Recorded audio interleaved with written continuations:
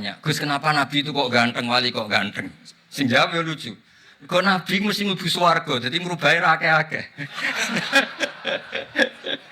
Dadi mulane sing rapati ganteng kudu ngibadahe sing tenanan karena mlebono swarga wong ora ganteng butuh ekstra salon malaikat. Niku. Begini Pak Hasan, ini tonggo kula sering ngaji teng Bojonegoro, terus piyambake nggih sakjane ra di rival kalian kula. Begini Pak Hasan, tadi kata Mas Lutfi itu pengganti dari nama sinten Hisam.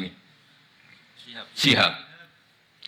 Itu begini, ada cerita dan ini semua yang tidak menangi Said Muhammad gegas senang.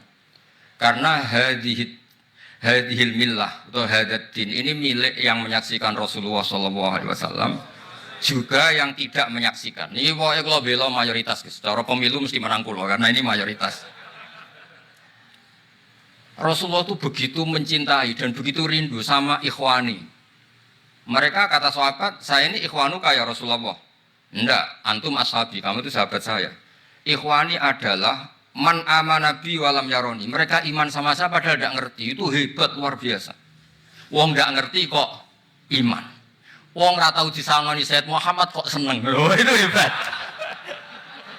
Lah nek sing biasa disangoni untuk bojo kan seneng wajar. Nggih setuju nggih? Mboten iki kan argumentasi ilmiah. Saya ini lho niki seksine Gus Rob. Saya ini di antara muridnya Mbah Mun yang kompetitor ilmiahnya baik, termasuk kategori A. Kategori A. Masalah ilmiah loh, masalah ubudiyah kalau biasa. Tapi biasa saya itu berkah. Nabi itu enggak pernah negur orang yang ibadahnya biasa-biasa saja. Yang ditegur adalah yang ibadahnya berlebihan, yaitu Abdullah bin Amr bin As. Ngerti sampai?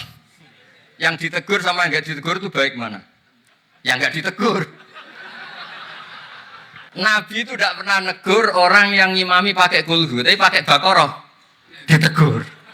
Pokoknya kalau lagi partai kaum du'afa ini, menurut saya. Menurut saya dilebok nanti, tapi ini hak nih. Sehingga dalam banyak cerita, dan ini disepakati banyak ulama. Uwais Al-Qarni itu lam yaltaqi Rasulullah SAW. Walam yarahu. Hampir semua riwayat bilang Uwais Al-Qarni itu tidak melihat Rasulullah.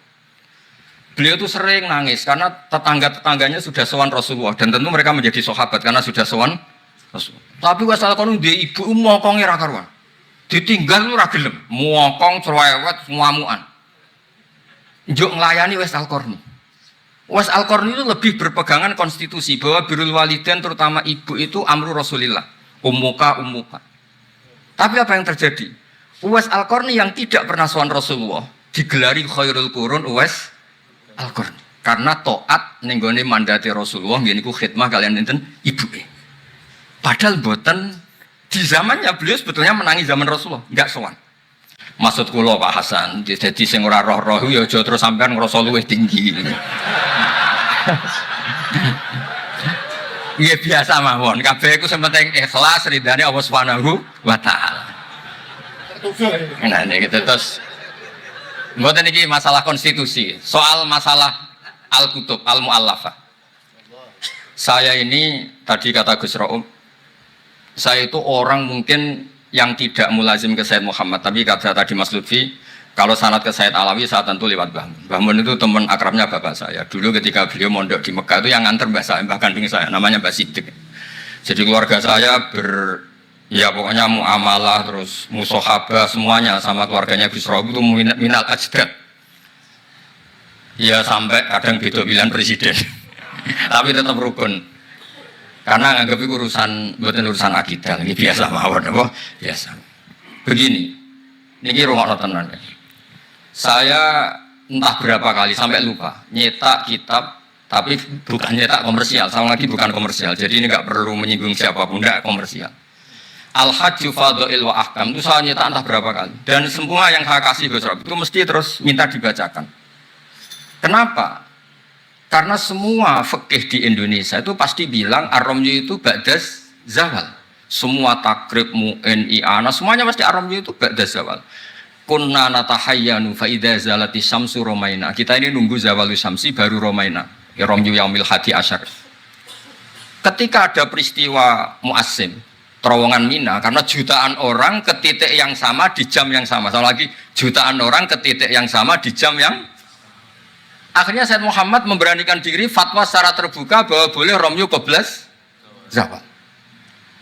Mereka mesti komplain, iki kitab apa? Sampai komplain, saya bilang ini yang ngarang putune Kanjeng Nabi. Kabeh bantah. Terus tak dudono takdir dan beliau cara ngendikan masuk akal. Ya, ini sering haji napa mari saniki haji yo wonten sing bisnis bareng kok sing haji lah niki cerita. Sing haji, sing bisnis haji tenan pokoke haji. Sebetulnya dalam Romyu itu kan boleh nafar awal, berarti selesai tanggal 12, bisa nafar sani sampai tanggal 13. Terus kata Sayyid Muhammad, jika bisa iskotur Romyu yauma salisa asar, bil kulliyah, bisa menggugurkan Romyu tanggal 13 bil kulliyah. Fali ayya juzat takdim min babi aula, apalagi ini sekedar takdimul waktu. Dan beliau bilang di kitab Al-Hajju Fadhil Ahkam, dan tidak yusamma mukhalafatan. Kenapa ada mukhalafah? Itla ilzama fihi bitasrah, karena Rasulullah tidak mengendikan bahwa ini harus begini. Itu hanya fi'lu. Fi'lu bisa ya dulu alal jawaz, bisa alal aulawiyah, nggak ada jaminan kalau itu syarat apa? Sah. Terus akhirnya orang tuh ayam semua, tenang semua. Berdasar fatwa Sayyid Muhammad yang kita sosialisasikan. Saya baca itu berkali-kali. Jadi saya cerita, jadi ini benar-benar cerita naskahnya Sayyid Muhammad. Orang cerita sang. Terus kedua, tawaful haid. Saya sering ketemu orang-orang yang nekuni medis. Gus, kalau kita pakai obat itu kadang masalah, ada efek samping gini-gini. Padahal kalau kita nunggu suci kayak cerita Sayyidah Aisyah, Rasulullah itu pimpinan. Mereka pasti ikhlas disuruh nunggu Sayyidah Aisyah sampai suci kemudian tawaf ifadah. Tapi ini kan kita orang kebanyakan. Hotelnya kalau lama-lama kita tidak kuat bayar, kena komplain. Pesawatnya juga gitu, kalau lama-lama juga kena komplain, tidak bisa pulang kan. Dan itu kata Sayyid Muhammad sederhana ngendikan. Beliau menyarankan tawaful haid itu intikal madhab saja, atau tidak usah intikal. Kalau mendekati waktunya habis langsung tawaf, tapi nunggu waktunya mepet. Karena dengan mepet berarti statusnya darurat, terus statusnya darurat. Terus kata beliau dengan entengnya ngendikan, di mana-mana yang namanya wajib atau syarat sah itu ya ma'al kudro. Ini tidak kudro berarti syarat itu hilang. Di mana-mana syarat menjadi syarat ya kalau kudro. Ini tidak kudro ya berarti syarat itu hilang. Sehingga terus kita nyaman tawaful haid. Itu di kitab Al-Hajju Fadhil Ahkam. Bisa dicek bahasan halaman 115 itu. Ini bukan cerita Malaysia, cerita teks.